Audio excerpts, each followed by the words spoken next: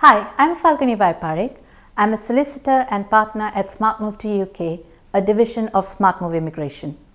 In today's video, I'm going to discuss about family migration category of visas. In this category comprises of a fiance visa, spouse visa, civil partnership, child dependents, and adult dependent relatives. For the purpose of making this more objective, we'll confine the discussion to fiance visa, spouse visa, civil partnership, and unmarried partner visas. I've been practicing in UK immigration and nationality law since 2007. I have represented thousands of clients in all categories of UK immigration and nationality laws.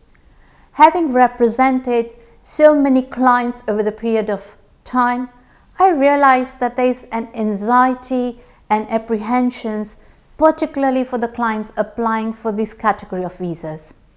Having looked more deeply into this, I realized it could be because of the high government fee, the long processing time, and a long list of requirements that one has to comply with to get through with this application.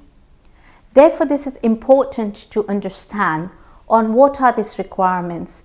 What of these requirements are applicable under which category of visas that one is looking to apply for? So beginning with a fiance visa application.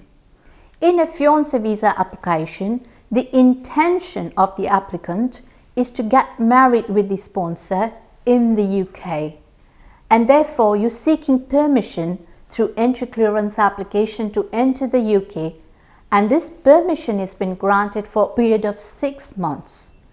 Within this time span, the applicant is expected to get married to the sponsor in the UK. Once you've done that there, you can switch your status from a fiance visa to a spouse visa within the UK. The next category is the spouse visa, under which the applicant and the sponsor have already got married, and they do have the marriage certificate confirming that they're married.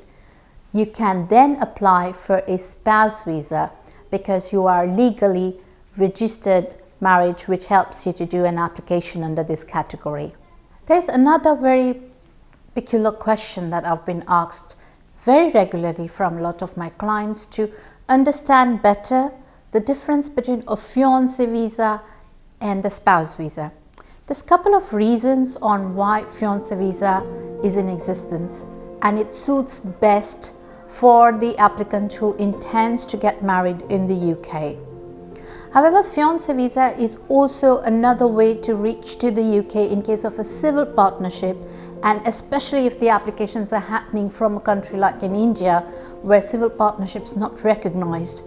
In that case, you can first do an application as a fiance, enter the UK, register your civil partnership, and then convert these visas into a civil partnership visas whilst you're within the UK.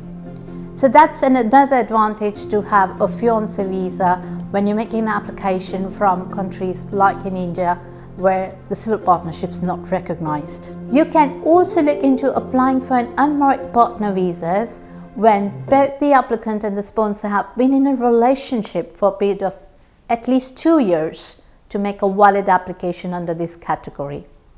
Also, UK allows civil partnerships to enter in the UK, so your civil partner can make an application to enter the UK under this category of settlement for family migrations.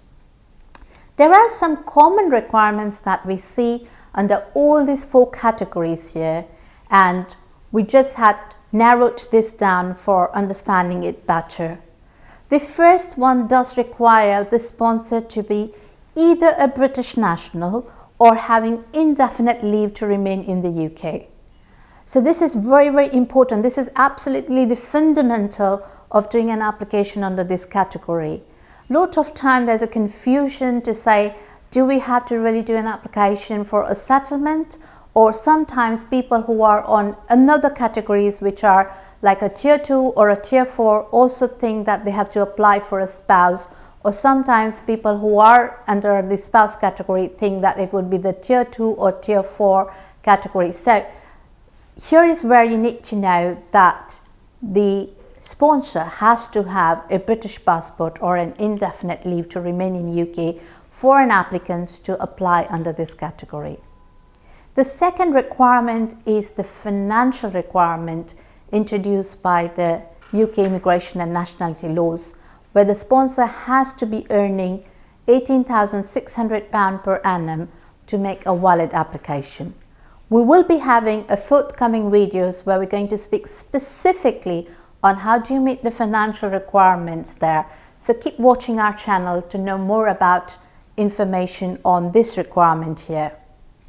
The third requirement is to be met in by the applicant, where the applicant has to prove the proficiency in English. And there are various ways that you would see that you can meet this requirement. You could be an applicant from an English-speaking country, and there's a list of English-speaking countries which are being put up on the Home Office website. You could give an IELTS test to prove the proficiency in English, or you could be studied in a university which is known to impart education in English. There are also exemptions here.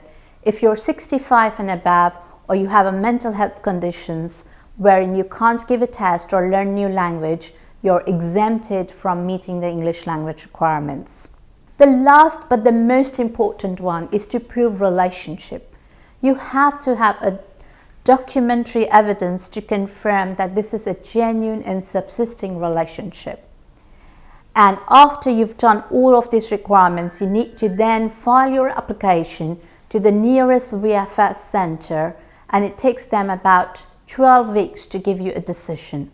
There's again an opportunity to prioritize this application by paying a priority fee, and you can hope to hear from them soon.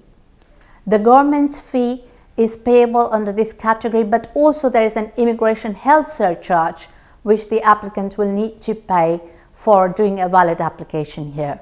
I hope this video has been of help to you, and if you want to see more such videos, please subscribe to our link given below in the description box. Thank you very much for watching this video.